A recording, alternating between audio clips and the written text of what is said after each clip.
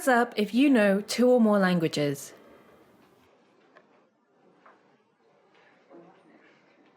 And how many of you have heard something like this? It's not working. Great. Oh, there we go. Cool. Anyone who knows 2 languages can translate. Well, yes and no. This is a misconception I've heard many times throughout my career. I also thought this before I had any idea what translation actually intends. However, through stumbling through my education and my career, I came to realize that translation is so much more than just knowing 2 languages. However, and this is the point I want to make here, is it wasn't my education or my career that taught me this. It was the wider translation community and their work. It all started when I graduated from my degree in social anthropology, and I realized anthropology was not going to get me a job outside of academia. So I decided to focus on my other marketable skill, Japanese. At that time, I'd been studying Japanese for about 7 years, and although translation seems like the obvious career path, I didn't want to be a translator at all. I figured working for a company where I could use my Japanese skills would be the best thing for me. So my first job after university was for an automotive company. And in my first week, they gave me a translation task. It was a technical design document. Sure, I said. I can do that. I wasn't about to say no to my brand new employers. But that's fine. I know Japanese. I can translate this. However, without any guidance or help from anyone in the company, I quickly realized I didn't know what I was doing. I translated it to the best of my ability, sent it back, and figured it was okay. I didn't get any feedback, so I figured everything was fine, and I thought that was normal. A year later, I was approached by a light novel and manga publishing company who were looking for freelance Japanese to English translators. And I thought, I know Japanese. I can translate novels. So I took their translation test, and I failed. I feel like I failed pretty horribly. But they didn't give me any feedback, just told me I didn't pass. Despite that failure, though, it got me thinking. Maybe translation is something I could do for a career. But it's more complicated than just knowing 2 languages. And I didn't know what I needed to know. So I quit my job at the automotive company and did a master's degree in the theory and practice of translation to learn how to translate properly. However, that was all the course was, theory and practice. They didn't teach me the translation process or how theory applies to practice. And there wasn't much feedback either. Absolutely fantastic course for academics working in linguistics, but not so great for those wanting to become full-time translators. After I graduated, I applied to numerous translation agencies working in a wide range of fields. But even then, work from them was almost non-existent. So there I was with years of Japanese ability and a master's degree in translation, but I was still struggling to turn it into a career. What happened? Can you see what it was? Can you see the pattern that was happening that I missed at the time but can see so clearly in hindsight?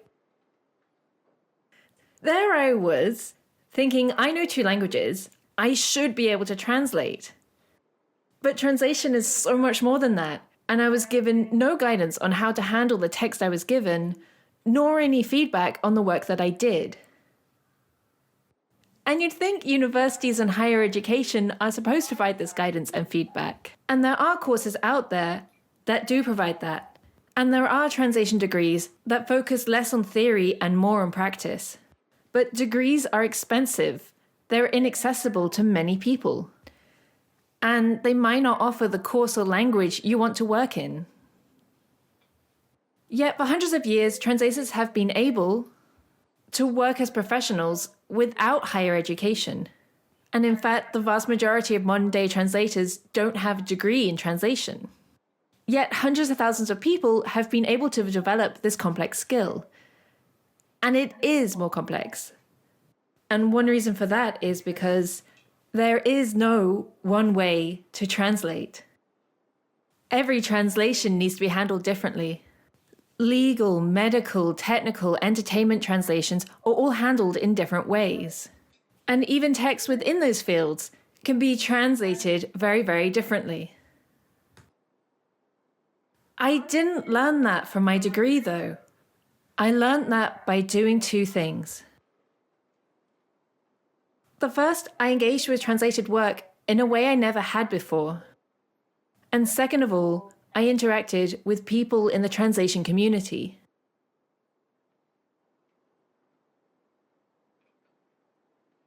After I graduated from my master's, I thought I needed to translate business documents to make any money out of translation. But I found I naturally drifted towards a specialization in Japanese to English media translation. I naturally played translated games, naturally read translated books and manga, and naturally watched translated anime and movies because they're fun. And through engaging with these translated works, I began to notice how different mediums and genres are handled in different ways in order to match the tone of the original work while appealing to their target audience. Let me give you some examples. There are many stories that are based in Japan, especially in manga.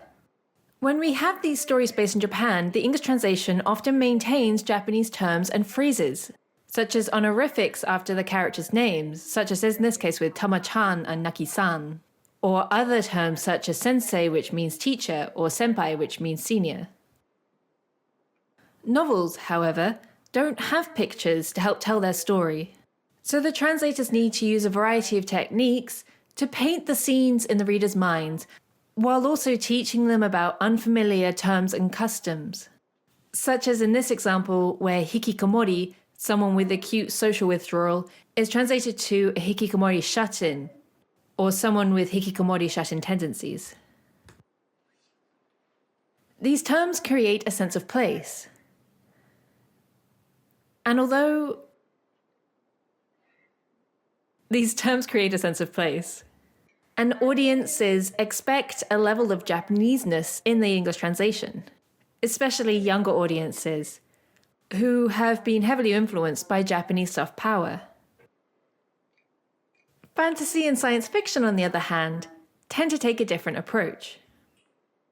This is from the video game Ni no Kuni, which has a race of fairies that speak Osaka Ben, the dialect spoken in the city of Osaka, which is notoriously difficult to translate.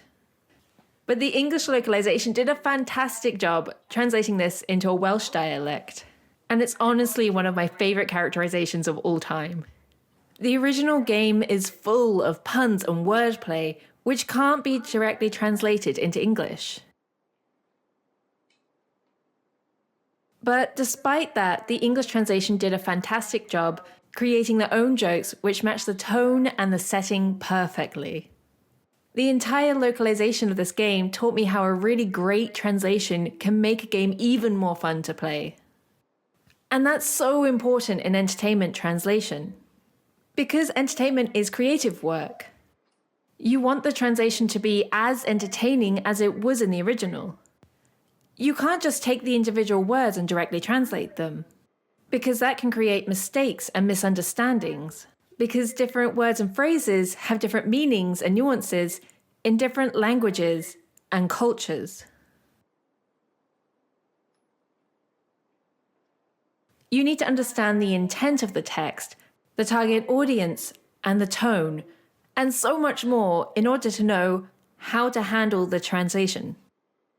And every translator has their own techniques and styles which shape their work, which they in turn gain from engaging with translation and the wider translation community.